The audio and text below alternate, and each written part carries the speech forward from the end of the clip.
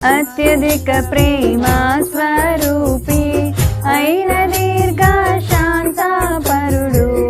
అత్యధిక ప్రేమ స్వరూపి అయిన దీర్ఘశాంతపరుడు,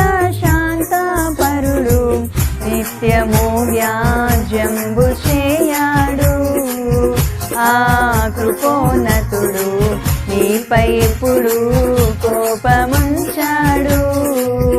ఆ కారణముచే దేవ సంస్తుతి చేయవే మనసా, శ్రీమంతుడగు యెహోవ సంస్తుతి చేయవే మనసా.